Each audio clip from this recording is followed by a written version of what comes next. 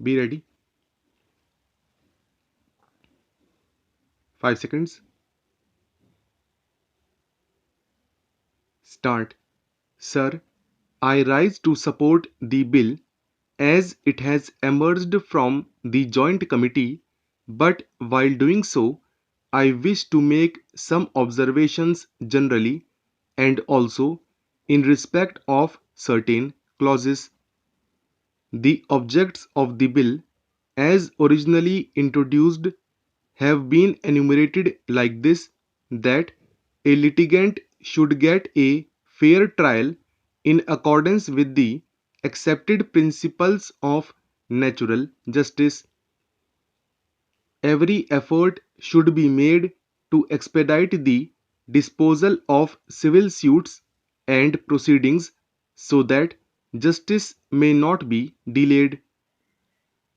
The procedure should not be complicated and should, to the utmost extent possible, ensure fair deal to the poorer sections of the community who do not have the means to engage a pleader to defend their cases. I wonder whether any of these three objectives will be achieved by this bill.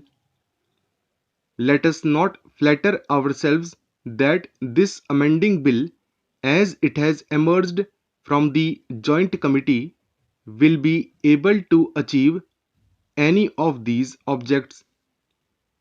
The Code of Civil Procedure is a complicated thing. It was framed in 1908. We have streamlined it here and there. We have removed some hardship here and there and codified some of the legal decisions, and we have removed certain conflicts in decisions. But that does not mean that the litigant is able to get speedy justice or justice at less expenses. Let us be clear about it. I do not blame anybody, but by the civil procedure as it stands, none of these objects can be achieved. I am glad that some of the provisions which have been introduced are really good. They have removed the doubts and conflicts in respect of judicial decisions which had prevailed, each High Court giving a different decision about a particular matter. That has now been set at rest. For instance, in Section 11, there was a conflict of judicial decision whether the decision of a court with limited jurisdiction can operate in a subsequent proceeding between the same parties in a higher court. There was a conflict of decisions, and now it is set at rest by saying that the decision of the lower court with limited jurisdiction will operate in a subsequent suit between the same parties in a court with higher jurisdiction. Secondly, it is also made clear that this principle applies to execution proceedings. I would like to say that it is a good improvement. Section 60 of the original Act has been amended, which has given greater concessions to the judgment debtor from arrest and from attachment of his salary. That will relieve some hardships. The Law Commission, in its two reports, have recommended the deletion of this section.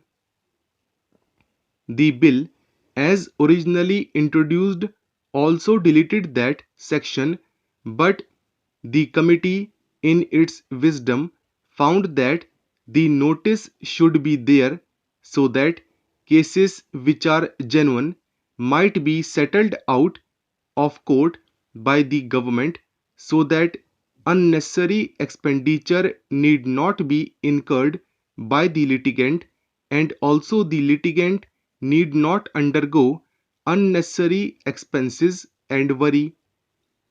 But this section, which is being restored, should not be understood in favor of the government, but the government should deem it a duty to see that whenever a notice under section 80 is received, it should examine the claim of the aggrieved citizen and see that it is settled if it is genuine, so that litigation could be avoided. Otherwise, the government or the government officers never bothered to look into the notice.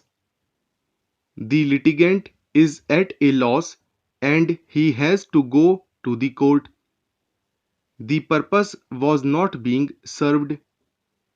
Now, I hope with this amendment, the litigant will not be driven to the court to file a suit. In cases, of course, where the government feel that the claim is genuine, it could be settled and avoid the litigant from going to the court.